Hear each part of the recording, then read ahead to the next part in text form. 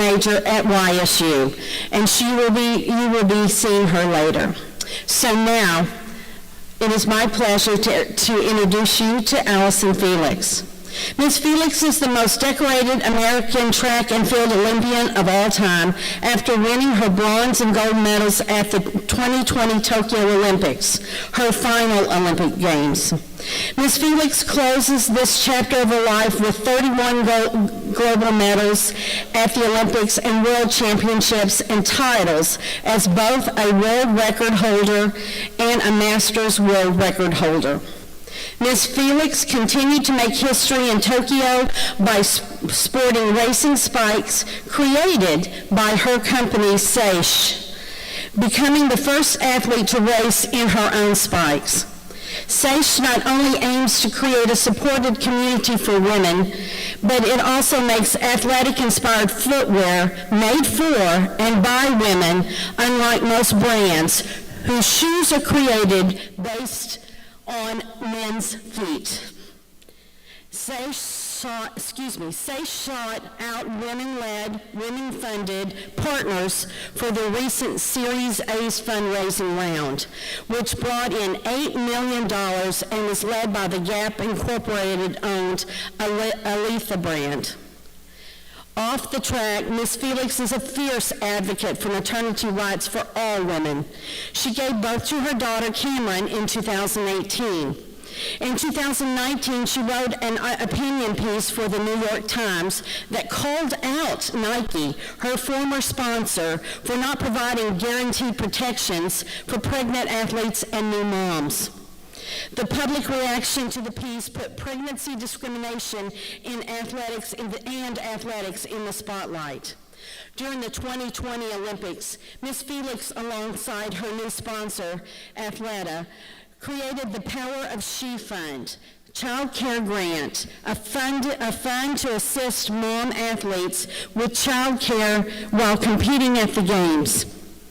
Ms. Felix serves as a member of the Right to Play Board, hoping to raise awareness for underserved children in developing regions. So it is my pleasure to welcome Allyson Felix. Thank you so much.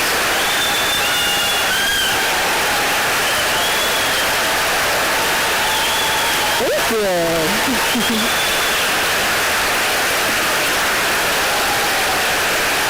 Thank you so much. Thank you for that very, very warm welcome. I am excited to be with you this evening and to share with you just a little bit about striving for greatness in life and in business. I've gotten to meet some of you tonight. I've gotten to already speak with some students, and everyone has been so wonderful. So thank you for welcoming me here. So for me, I kind of stumbled into the sport of track and field. I never had any ambition to be an athlete, an Olympian. I was not sent away to years old. That wasn't my story. I actually was going to a new school. I didn't know anybody, and my family encouraged me to go out for the track team.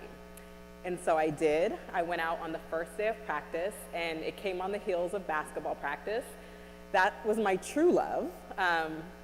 I was obsessed with basketball. I wanted that to be what I made it all the way in, but it was quickly apparent that that was not the gift that I was blessed with. So I came out for the track team, and I had my basketball shorts on, I had my favorite basketball shoes, and the coach had everybody running 60-meter dashes. And so I got in line, and I went to go run. I ran, and I got to the end of the sprint, and my coach had this kind of puzzled look on his face, and he asked me to run again. So I did. I was met with that same confusion from him, and this time he whips out a measuring wheel, and he measures back the distance. He asked me to run again. We go back and forth doing this over and over. Finally, he kind of pulls me to the side, and he's like, "You are really fast. Where did you come from? Have you run before?" And he kind of grilled me, but that was how I started track and field. I did find those friends. I found some of my best friends and my people, but I also found a sport that I loved. I felt alive. I felt like I found my place. I was a very competitive child, and finally I found a way where right away you could find out who was the fastest.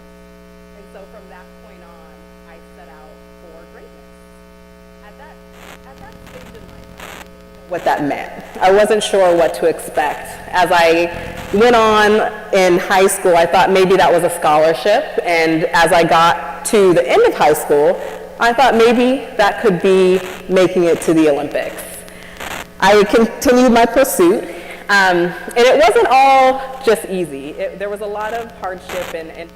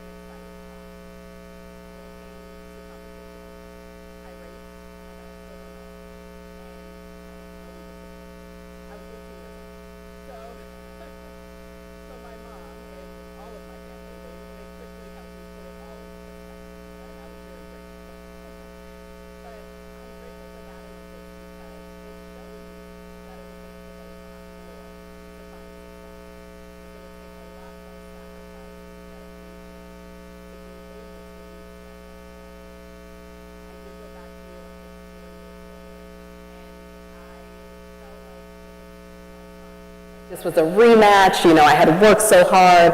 I had sacrificed. I didn't have the typical college experience.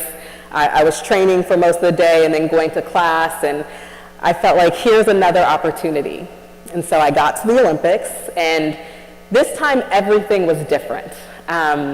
It wasn't that new, exciting thing anymore. Now I had sponsors. I had responsibilities. I had expectations. I was the favorite to win the race. And I got to that race, and I got another silver medal to the exact same person. And I was devastated. And this time there was nothing that my family could tell me to help me out. I was embarrassed. I felt like I just wanted to disappear. It was a really difficult moment for me. And although a silver medal is such an incredible accomplishment, as a young person who has dedicated your life to be, hundredths of a second to get a gold medal, it was really difficult to deal with. Now, as I look back and I reflect upon my career, I feel like that moment was a turning point for me. It was probably the most crucial moment for me in my career because it forced me to reevaluate every single thing: my training, my nutrition, the coaching philosophy that we were using, my management team, the way that I structured and was living my life. I felt like if I could get 1% better, then I had to change things, and I did. But I feel like that moment, it really prepared me for a success later on. I couldn't, in that while I was going through it, I couldn't see it. But now reflecting back, I know that I don't know if I have the success without going through that challenging time. I went back to the Olympics 4 years later. And the thing about the Olympics is you get an opportunity every 4 years, and my race was 21 seconds. So if you mess up in that 21 seconds, you have to wait 4 years later to have another chance. So a little bit of pressure there. But I got to that third Olympics, and I had this sense of calm before I ran. And I felt like I made all those changes. I did everything that I felt like I could. And I really felt at peace. If this was for me, it was going to be for me. And I ran that 200-meter race, and I looked up on the board, and finally, I saw my name at the top, and I had got that gold medal. And thank you.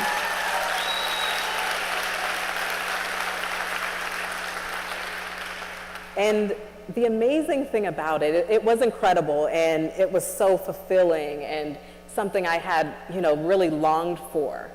But I think I also had built it up to be so big and so much that it didn't quite live up to my expectations. It didn't quite feel like what I had imagined it would. I remember thinking, I'm going to win this gold medal and my life is going to change. Nothing is going to be the same. And I remember getting off the plane and coming back to LA, and some cool things had happened, but essentially my life was pretty much the same. And it took me some time to really unpack what that was all about. And what I realized was the magic was along the way. It was in the growing and the stretching and the becoming. And I was so focused on the end goal that I was missing all the special parts in between. And that was really what the journey was about. It was on the striving for greatness and not just the destination. I think if I could have learned anything earlier, it would have been that, to embrace those moments, because failure is inevitable. Disappointment is going to happen for every single one of us. We've all experienced that. And I think it makes us better. I think there are so many lessons to learn from it. I know that I went further because of those disappointments. But I wish I would have learned to embrace it earlier on. From that point forward, I did. I went on to continue to compete and continue to go to Olympic Games. But I got to a place in my career where I realized I had given everything I had to track and field.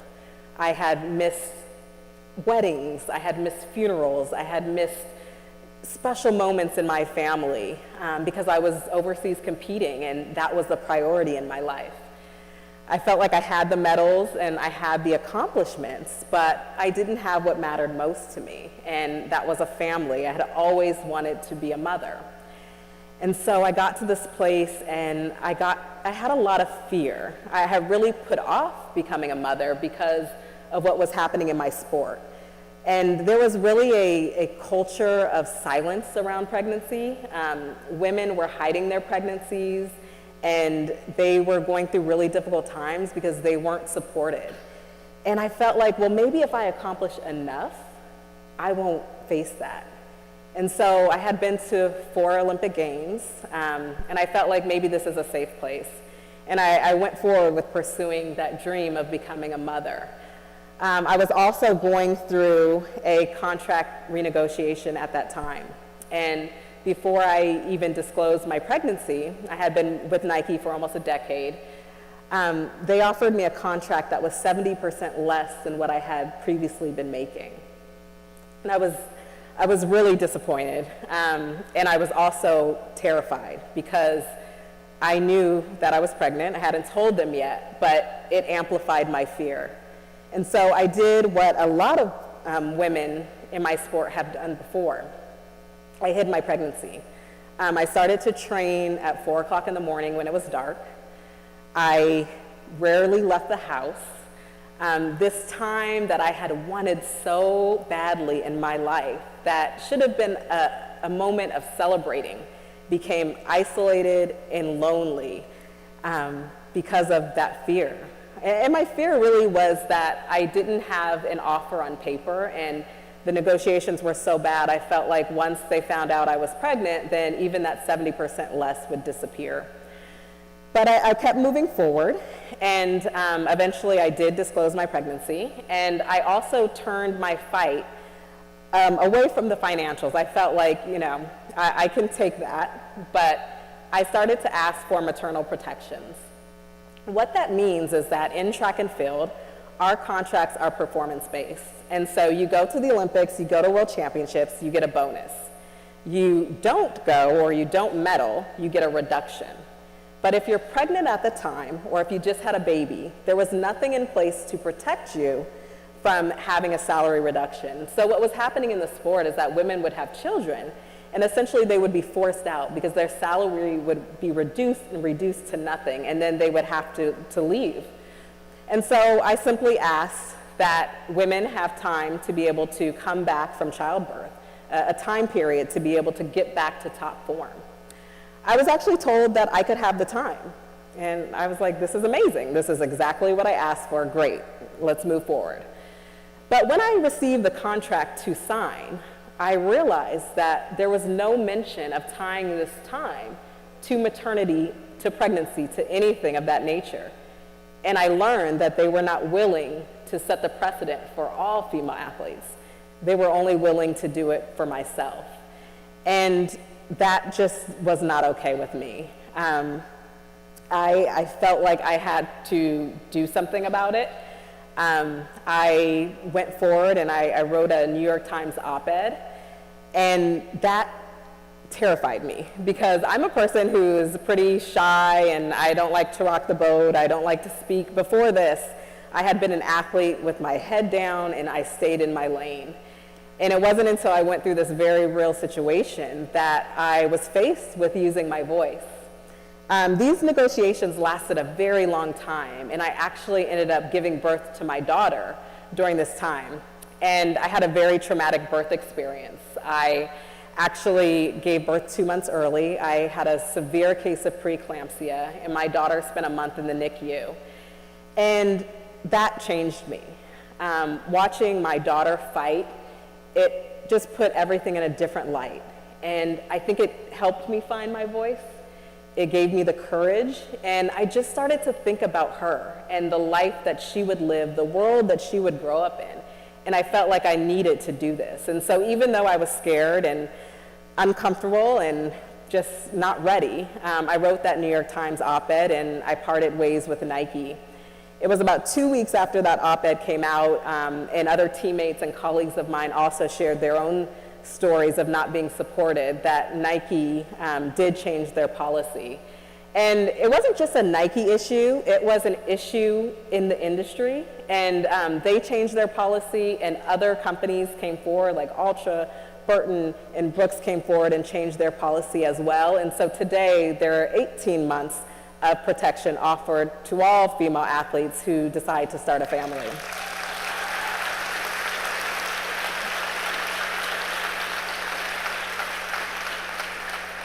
I think in all of my career, when I think about the medals and the accomplishments, that's what I'm most proud of, is having contributed to that, because I think it really shifts the culture. You know, it tells women that they don't have to choose between the profession that they love and starting a family. And that's really what I wanted to be able to do, and really to send the message.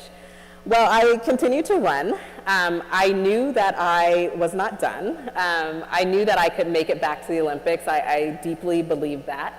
But I didn't have a footwear sponsor. And I had a new apparel sponsor, Athleta. And I really started to learn how they were doing business in a different way. They gave me a real seat at the table, and I became empowered. And it was this very special experience. And so I started to look for a footwear sponsor that was similar to that. And after searching, I couldn't find one, and there wasn't interest from companies. And I was having a conversation with my brother, my older brother, who was my agent, and we worked with in different capacities. And I was really talking to him just as my big brother. And I was just venting to him. And I was telling him, like, I am so tired of begging these companies to see my worth and my value. And I just don't know what to do. I was just really defeated. And he looked back at me and he was like, I think that we should just do this ourselves. And I kind of gave him a blank look, and I was like, you know, well, what does that mean? You know, we start a company, like I'm a new mother, I don't know if you could hear me, I said I was exhausted, and all the things. But I sat with what he said, and I started to understand it. He was saying that we had an opportunity to be the ones to create the change that we wanted to see, instead of asking someone else to do it. And that really just touched me. And I was on board from that moment. And we started our company, Seish, and we thought what we were doing was creating shoes that I could wear in the Olympics, and that maybe other women would want to support that. But as we went down that path, what we learned is that shoes have not been made for women. And what that means is a shoe is built off of a last, which is just a mold of a foot. And it's been the mold of a man's foot used to make women's sneakers. And it took me time to really understand that, because I'm like, no, I've been to a shoe store, and there's that side of the wall that's women's, and it says women's shoes. And someone had to really explain it to me that it's just marketing. You know, these companies are telling us that these shoes are for us, but they're really not. They're really just a smaller version of a man's shoe. And so when we learned that, we were off to the races, and we felt like we were absolutely where we needed to be. I did make it back to the Olympics. I got to compete for the first time, where it was so much bigger than the medals or the time on the clock. It was about being a representation for women and for mothers, and really for anybody who had been told that they couldn't do something. And it was just the ultimate moment to be able to win a gold and a bronze medal in shoes that my company made. And it was just a very special highlight for me. And also knowing that my daughter was watching all of that as well. It was a full circle moment. I've moved on from competitive racing, and now I get to lead the company, and I get to work on something I'm very passionate about. It is definitely a new challenge for me in a new space, in a new industry. And there have been challenges at every step of the way. Raising capital as a Black woman is difficult. 2% of venture money goes to women, and a fraction of that goes to women of color. And so at each step of the way, I felt like I've had hurdles to overcome. But I look at it the same way as competing. You know, I challenged myself in track with new events, and I pushed myself to get outside of my comfort zone and outside of the box that I was used to in new ways. And here, running this company, I find myself doing the same thing, challenging myself. I know that it's inevitable that there's going to be bumps in the road and challenges, and we face that every single day. But as an athlete, I've been able to learn how to persevere and how to keep going, and I'm really grateful to be able to do that. At my company, we get to think about things differently. We have a maternity returns policy, which basically says that a woman's foot changes size during pregnancy, and if you have our shoes, we'll be able to give you your new size. And so we just want to push the industry and really do things differently. And although we make shoes, we see ourselves as seeing women. You know, we believe that women deserve better in every single aspect, and I get to wake up and do that every day. So if I could leave you guys with a couple of things today, I would say really to be open to where life might take you. For me, never my plan to be an athlete. I never would have imagined this life I was going to live. But my passion of running led me to my purpose. For the longest, I really thought that I was here to run fast, and that was the extent of it. I learned that I had a platform. I learned that I could affect change, and I had to be open to doing those things. And it took time to get comfortable with that and to get to the place where I really could be able to move forward. But I would just say, especially for the students, you know, you might feel like you have it all figured out, and just be open to the lessons that you will learn and the different paths that you will take. The other thing I would say is just think about the way that you define greatness. For me, success was always early on very clear cut. It was medals, and they had to be gold. If it wasn't, then it was a failure. And there were so many times where I was disappointed, where I was devastated, where my performance dictated my mood. And that's a really difficult way to live. I think now that greatness, success, I really define it by impact. It is about how you touch somebody, how you can leave the world better. It's about the significance of what you're doing, how it affects the world. And so I think a lot of times we think that you have to have a really big platform to be able to do that, or you have to wait until you're a certain age. But I think we all in this room can do that in our own circles, whether that's our families, our friends, the school, whatever it might be. We all can have impact and invest in someone's life in those circles. And for me, I think that's really been the difference. It's allowed me to have longevity in my career. And now as I move into a different point of my season, journey, life, career, I really lean on that. You know, of course, I want my company to be successful, but to me, that means an impact, pushing the industry to see women, making a difference in someone's life. That's really what's important, and that's how I measure it. So thank you so much for allowing me to share a bit of my journey and my story. Annabelle is going to come out, and we're going to sit down and do a little bit of Q&A now. Thank you.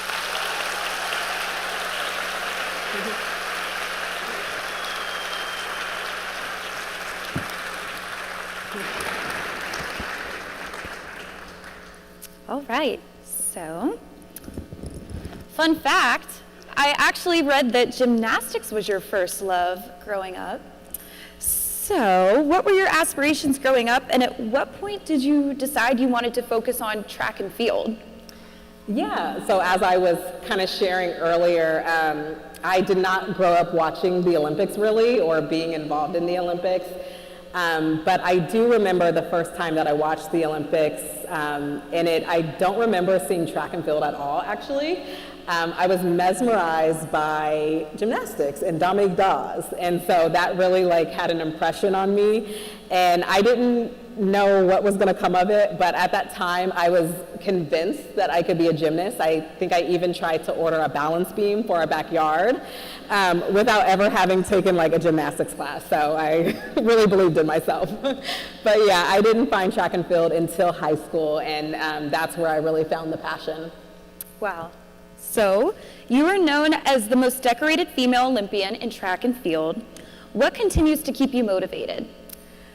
My passions do. I think now, as I have, moved on from competing, I've had time to really focus on the things that matter most to me. Maternal health is something I'm very passionate about, and I've been able to testify before Congress about. I love young people, I love children, and so I sit on a board, Right to Play. I get to do that work, and then obviously leading my company. And so I'm just motivated by trying to make a difference, and trying to do the best I can to do work that falls in that line. So in addition to being an Olympian and an incredible advocate, you are also a wife, mom, business manager, and the list just goes on and on. So what advice do you have for the audience about creating a work-life balance? I really don't believe in balance. It just feels impossible. For me, and I think a lot of people in this room probably can relate to it, we all have full plates. We all have things that we're trying to do, and we all probably tend to a lot of people. And for me, I try to have it all be in harmony. That's the best that I can do. And some days that means that work is great and I'm feeling amazing and feeling like I'm doing all the things. And then I come home and it feels like absolute chaos. And I just think that that is how it is some days. Some days one thing is great and the other isn't. And for me, it's been leaning into my support system, and for whatever reason, I think it's hard to ask for help. But there are people who love me and they want to help, and so accepting that help or taking the time that I need to step back for a moment. But I just really think that nothing is ever perfectly in balance, and understanding that and knowing that every day is not going to be just amazing has really just helped me to say, okay, it's not going to happen today, but I'm going to try again tomorrow, and I'm just going to do the best I can. So since competing in Tokyo, you've created your own company, Seish, which is a lifestyle and footwear brand geared toward women, which you talked about earlier. But what skills did you develop as an athlete that have helped you succeed in business? I really think that just like perseverance, and it might sound kind of cliche, but as an athlete, you're down and out quite often. Whether it's an injury, a stagnant season, just disappointments, it's just a way of life, and it doesn't faze you because as an athlete, that's a part of it. You just overcome, or you get up and you try again, and you just keep going. And in business, there are so many ups and downs, and that's one thing that has not fazed me, is just knowing that I'm not going to give up. I'm passionate about this. I believe in the work that I'm doing, and so I rely on, some of that will from training to keep at it. So what do you envision for the future of Seish? I'm really excited to grow the company. There's a lot of things that I am proud that we've been able to accomplish. But also a lot more that I want to do. We make shoes, obviously, but I really want to have an impact on the lives of women and bring our community together to be able to learn from each other. So we'll continue to do more things. We just came out with our running shoe that launched this week, which I was really excited about, and we'll continue to have new product and listen to the women that we serve, but just really growing. Wonderful. So what advice can you offer to aspiring entrepreneurs who are in the audience today? I guess I would leave you guys with, there's never a perfect time to launch your business. Everything, I know for me, I had a lot of fear, and I think there was a lot of imposter syndrome, coming from a different industry and feeling like, well, maybe I need to do more of this or that, and it's never fully aligned, and sometimes you just have to go for it. If it's something that you deeply believe in, and if it's the right time personally, then I think you have to really take that leap, because for me, it wasn't without fear. But getting on the other side of that, I felt like I was where I was supposed to be and doing work that I really enjoyed. And I'm so glad that I took that leap and that I wasn't too scared to do that, because now I'm living, in my purpose.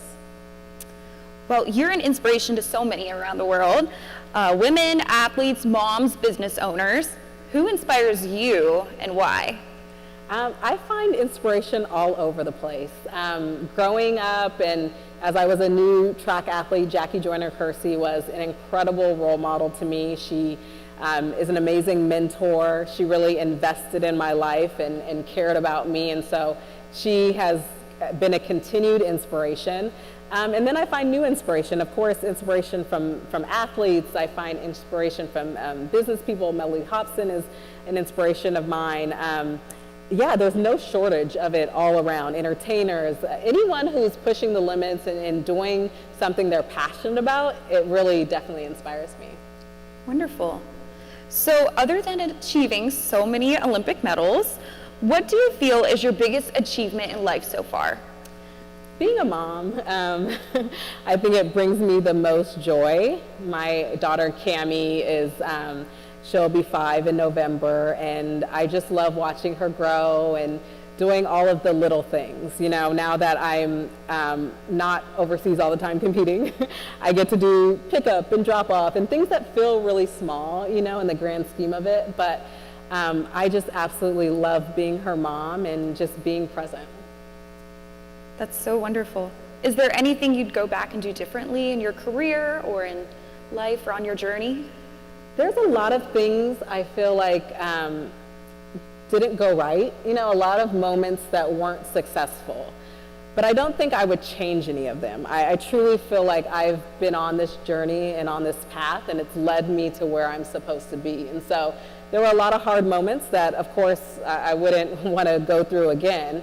But now as I reflect and I look back, I feel like they made me the person that I am, and they brought me to the place I was supposed to be. And so I don't think I would change any of those challenging moments. What is your approach when you do experience a challenge or a setback in life?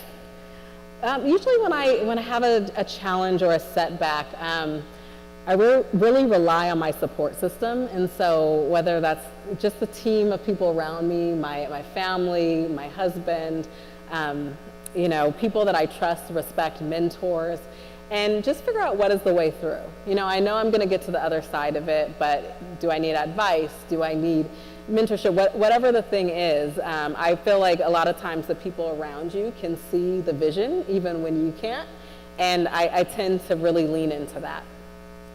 Are there tactics that you learned on the track that you employ in other areas of your life?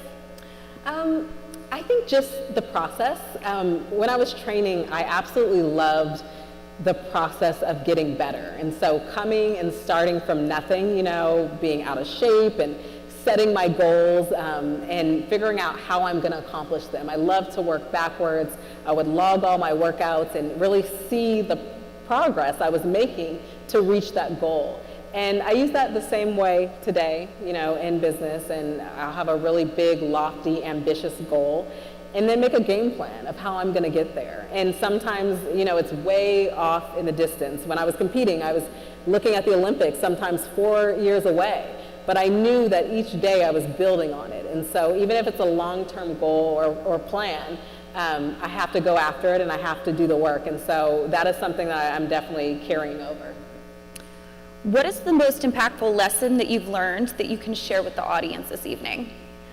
I would just say embracing failure. I think I talked a little bit about it earlier, but when I went to that second Olympics and I was so defeated and so embarrassed and so devastated, I just wish that I could have embraced that moment and not been stuck in it, because I felt like I was almost paralyzed, like I couldn't move forward, and I got in my own way. And so I think if I could have learned anything earlier, it would have been to embrace that moment, to learn from it, figure out what is the lesson, and then what am I going to do next, because that is just a part of life. Like every single person is going to go through something like that, and it's going to be useful later on. It doesn't feel great when you're going through it, but that's the one thing that I would say.